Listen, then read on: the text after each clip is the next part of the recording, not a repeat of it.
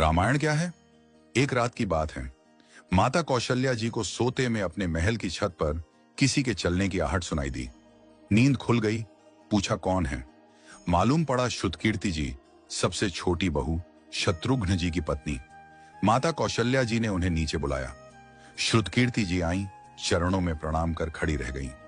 माता कौशल्या जी ने पूछा, श्रुति, इतनी रात को अकेली छत पर क्या कर रही हो बेटी? क्या नींद नहीं आ रही? शत्रुघ्न कहाँ है? श्रुति कीर्ति की आंखें भर आईं, मां की छाती से चिपटी, गोद में सिमट गईं। बोली, मां, उन्हें तो देखे हुए 13 वर्ष हो गए। उफ! कौशल्या जी का हृदय कांप कर झटपटा गया। तुरंत आवाज लगाई। सेवक दौड़े आए। आधी रात ही पालकी तैयार हुई। आज शत्रुघ्न जी की खोज होगी। मां चली। आपको मालूम है शत्रुघ्न जी कहाँ मिले? अयोध्या जी के जिस दरवाजे के बाहर भरत जी नंदीग्राम में तपस्वी होकर रहते हैं, उसी दरवाजे के भीतर एक पत्थर की शिला है। उसी शिला पर अपनी बाह का तकिया बनाकर लेटे मिले। मां सिराहने बैठ गईं, बालों में हाथ फिराया तो शत्रुघ्न जी ने आंखें खोली। मां! उठे, चरणों में गिरे। मां, आपने क्यों कष्ट किया? मुझे बुलवा लिया होता। मां ने कहा, शत्रुघ्न यहां क्यों? शत्रुघ्न जी की रुलाई फूट पड़ी। बोले, मां, भैया राम जी पिताजी की आज्ञा से वन चले गए। भैया लक्ष्मण जी उनके पीछे चले गए। भैया भरत जी भी नंदीग्राम में हैं।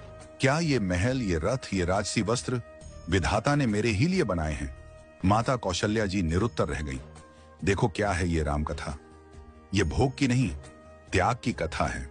यहां त्याग की ही प्रतियोगिता चल रही है और सभी प्रथम हैं। कोई पीछे नहीं रहा।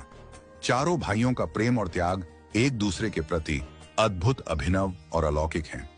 रामायण जीवन जीने की सबसे उत्तम शिक्षा देती है। भगवान राम को 14 वर्ष का वनवास हुआ तो उनकी पत्नी सीता मैया ने भी सहर्ष वनवास स्वीकार कर लिया। परंतु बचपन से ही बड़े भाई की सेवा में रहने वाले लक्ष्मण जी कैसे राम जी से दूर हो जाते? माता सुमित्रा से तो उन्होंने आज्ञा ले ली थी वन जाने की। परंतु जब पत्नी उर्मिला के कक्ष की ओर बढ़ रहे थे तो सोच रहे थे कि मां ने तो आज्ञा दे दी, परंतु उर्मिला को कैसे समझाऊंगा, क्या बोलूंगा उनसे? यही सोच विचार करके लक्ष्मण जी जैसे ही अपने कक्ष में पहुंचे तो देखा कि उर्मिला जी आरती का थाल लेके खड़ी थी और बोली, आप मेरी चिंता छोड़ प्रभु, श्री राम की सेवा में वन को जाओ। मैं आपको नहीं रोकूंगी। मेरे कारण आपकी सेवा में कोई बाधा ना आए, इसलिए साथ जाने की जिद भी नहीं करूंगी।